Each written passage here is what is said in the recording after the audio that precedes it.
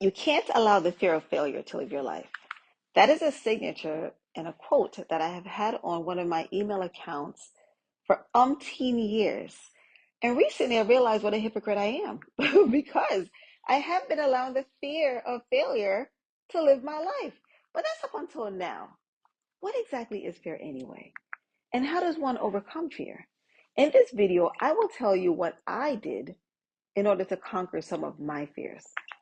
Welcome back to Antonia's Blissful Corner. If you are new here, welcome. And if you are an existing family member, hey, thanks for joining me. Yeah, so today we're going to be talking about fear. It is a natural human emotion, but guess what? It is not real. No, fear isn't real. Fear is false evidence appearing real. False evidence appearing real, so it's not real. I had to embrace the fact that I chose, in some cases, I still choose because I'm a work in progress, but I chose to create assumptions and narratives that scare the mess out of me for no reason at all because of fear. Some of the things that I've feared: dogs, worms, heights, failure, rejection. Now, as it pertains to worms, I have grown to appreciate gardening. So I had to learn that I'm in their territory. And so I wait for the hot days in order for me to go because I know that they like to just go down deep so that I don't have to run the risk of running into any of these people.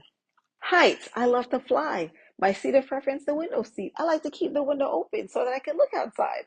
That's pretty high. So that's another fear that I have embraced: failure. What is failure? There's no such thing as failure. Failure is learning opportunity. And so therefore, I'm okay there too. Rejection. No one likes to hear no. No one likes to be turned away. So rejection is a thing. However, I look at rejection sometimes as protection because sometimes that rejection could be protecting you from something: heartbreak, disappointment, whatever. Anyway, people who appear to be fearless, they fearless. Look at us, those of us who are fearful, as foolish because they can't understand, like, what is there to fear? Like, why are you fearful? But unless you have experienced the emotion of fear, you can never understand how paralyzing it is because that's what it is. We're stuck. We're stuck. Anyway, it is important to understand why the fear is there and lean into it, right? So basically, embrace your fear, right? Because that's the only way that you will overcome it, is to lean into it and conquer it. So, for instance, dogs. I was deathly afraid of dogs. From when I was a toddler, I was frightened by a dog, and I carried that fear with me throughout my life, into my adult life. And over the course of my life, I have run from four dogs. Yes, one, two, three, four. I run from four dogs. Onlookers, loved ones, whomever would be like, they would shout, "Don't run! Don't run!" I'm like, what? And I'm in full Forrest Gump mode because I'm thinking, how silly of you. Why should I not run? If a dog is going to make a snack of me, they must earn it. I'm not just going to lay down so they can nab me. No, they're not going to eat me. They're going to run. I will run. My last chase, however, was at my cousin's home, and they had a beautiful golden doodle. This dog was relentless though, and I realized that it wanted to be my friend. At least that's what they told me. But my fear and my anxiety, like, I'm sitting there like looking at it, trying to walk as far away from it as possible. If it's coming this way, I'm going that way because I'm like, nah, kid. And so if anyone was around and they were willing to pet it, I was happy because then this way the dog would leave me alone. But no, it didn't give up. It didn't give up. And then at some point it wore me down and we became friends. But before that, I mean, I ran. That was the fourth run. I literally ran from that dog in their house, running with my laptop, and they're chasing it and trying to catch it. And it's a mini pony, right? But I did overcome that fear because Ziggy used to sit with me in the sitting room while I basically read or did whatever, my quiet time, and I would take Ziggy for walks. We became friends, right? So I learned to appreciate that not all dogs are fear, you know, you shouldn't fear all dogs, right?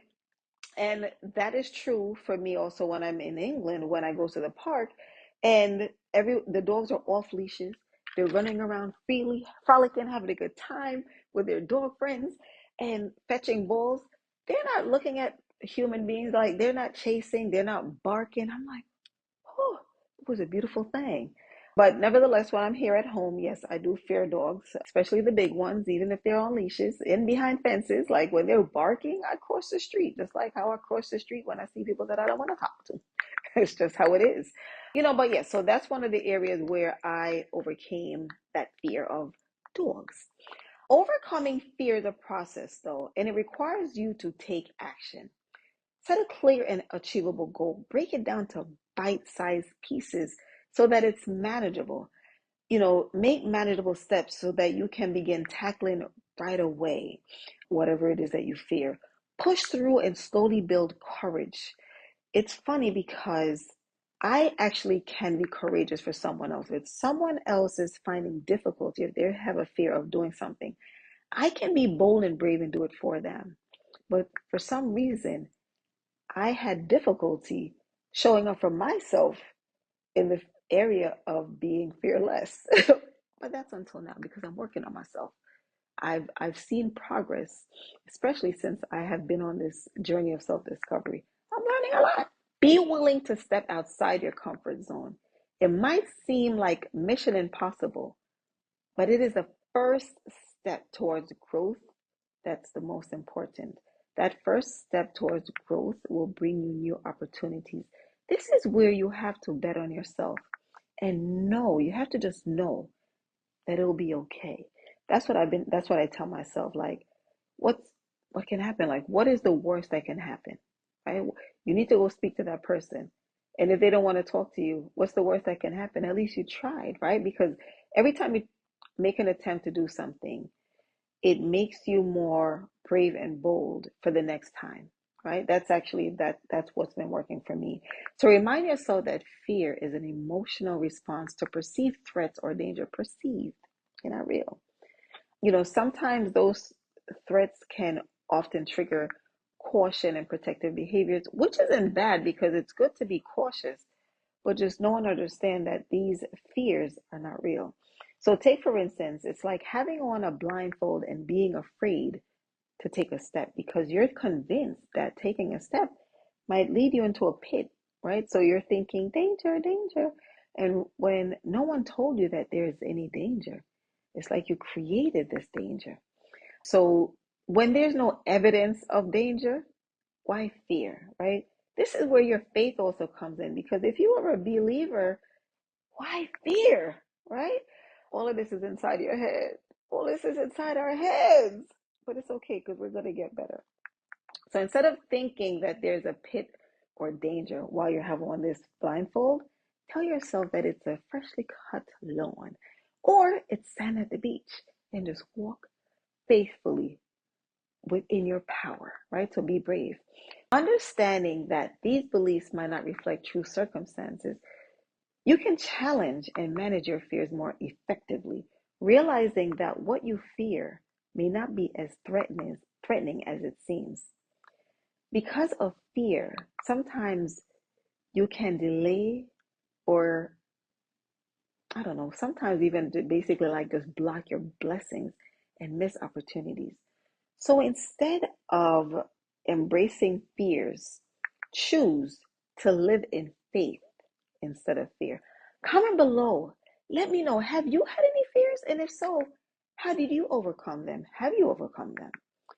I hope that this message finds you in a space where you are experiencing fear, and I hope that it helps you to face your fears. Thank you for watching. Like and subscribe, and I will see you in the next one.